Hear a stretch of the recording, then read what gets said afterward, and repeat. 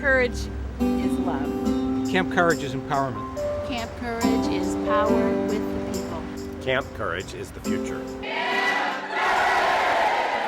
This is a day of training and empowerment and sharing our personal stories. It's about you, real, ordinary people crossing those borders, crossing those boundaries, building those bridges. That is what Harvey Milk did. You see it in that film, it's real. Now you've all heard what Fox News is saying. You know, they'd like nothing more than for the world to believe that black voters and Latino voters deprived gay people of our rights in California. We know it's bullshit. It's bullshit. I am who the religious right would have you believe is your opponent and your enemy. And I woke up November 5th to what should have been this transformative, wonderful day. And I felt a hole, like a horrible bitterness. And I realized that writing a check and going to parties is not enough. But if you watch the inauguration on Tuesday, before Obama was able to inspire 1.5 million or 2 million, however many people to be on the mall, it started in a house party in Chicago with his family and friends. So imagine if all of us got people in our homes and our friends and our families and our colleagues and our neighbors, and we shared our story of self and inspired them to do the same, and at the same time raise money. Rudolph was picked on.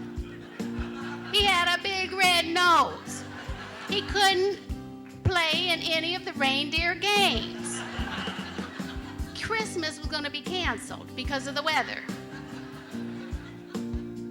And it turns out that Rudolph, who had a liability, who was handicapped, saved the day. That is a classic story. I made a commitment to myself that I would not put our community on the back burner again. And then I made the commitment to you that I would do the same thing. Last week I was driving home from the pet food store with my 6-year-old daughter, and she said, "Mama, are you gonna marry Catherine, my new girlfriend?" And I said, "Well, no, I can't actually, Olivia, because Prop 8 passed." She said, "But you love her, right?" And I said, "Oh yeah." And she said, "Well, I love her, and I want us to all be together." And I said, "I know." She said, "Mama, that just seems wrong." And I said, "Yeah."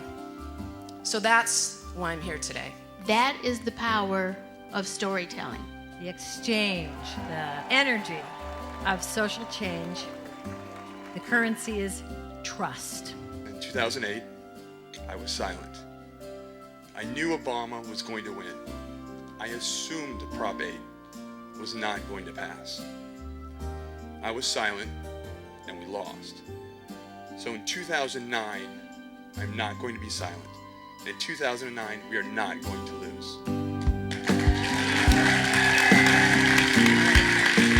It requires that kind of courage. And if you think you're going to win your rights by clicking a mouse or putting on a black tie and going to some fancy big party to buy TV spots, you are wrong.